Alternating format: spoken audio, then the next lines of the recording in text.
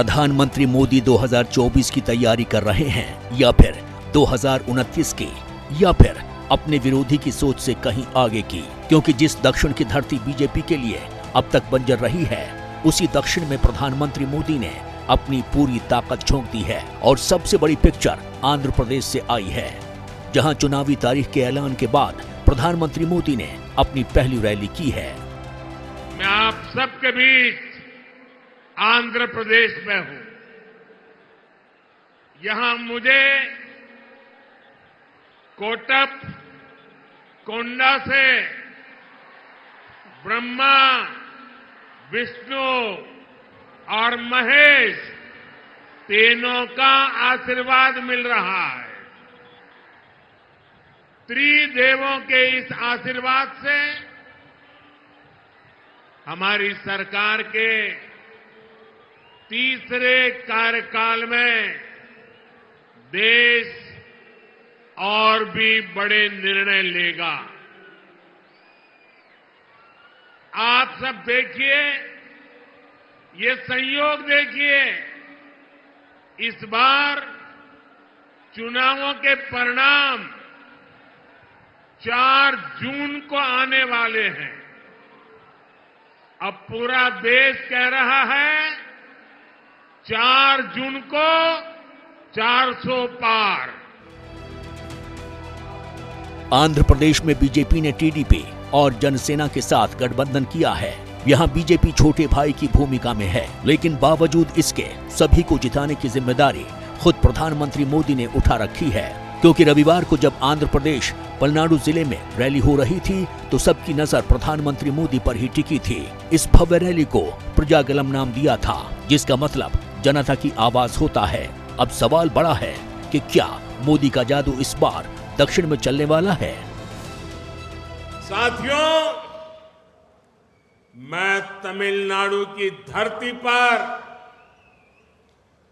बहुत बड़े परिवर्तन की आहट देख रहा हूं। तमिलनाडु में बीजेपी का प्रदर्शन इस बार डीएमके और कांग्रेस के इंडी अलायंस का सारा घमंड तोड़ करके रख देगा। दरअसल दक्षिण का किला बीजेपी के लिए हमेशा से कमजोर कड़ी रहा है, लेकिन इस बार बीजेपी अपनी कमजोरी को ही अपनी सबसे बड़ी ताकत बनाने में लगी है। क्योंकि प्रधानमंत्री साउथ में सिर्फ रैलियां नहीं कर रहे हैं, सौगातें भी खूब दे रहे हैं। बीते 77 दिन में पीएम मोदी ने कई दक्षिण राज्यों के दौरे किए हैं, जिसमें 8 दिन तमिलनाडु, 5 दिन केरल, 4 दिन तेलंगाना, 2 दिन लक्षद्वीप, 2 दिन कर्नाटक और 2 दिन आंध्र में रहे हैं। यानी 77 में से 23 दिन पीएम मोदी दक्षिण में रहे हैं। साथियों, इंडी अलायंस के लोग तमिलनाडु के लोगों की जिंदगियों से खिलवाड़ के भी गुनहगार है। हमारे मछुआरों को क्यों श्रीलंका की जेलों में जाना पड़ता है? इसका जिम्मेदार कौन है? किसने हमारे मछुआरों को, हमारे तमिल भाई बहनों को और देश की जनता को इतने सालों तक किसने गुमराह किया है?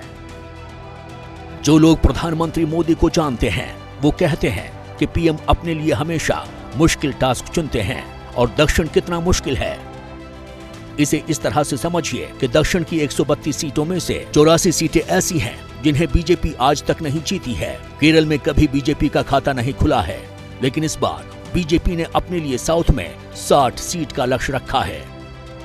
क्योंकि बीजेपी ने अपने लिए इस बार जो 400 का लक्ष्य रखा है, उसे पूरा करने के लिए दक्षिण को भेजना होगा। यही वजह है कि प्रधानमंत्री मोदी ने दक्षिण में अपनी पूरी ताकत लगा दी है। उनके दौरे, उनकी योजनाओं में हर दूसरी लाइन में दक्षिण के विकास और उसके रोड मैप का जिक्र होता है।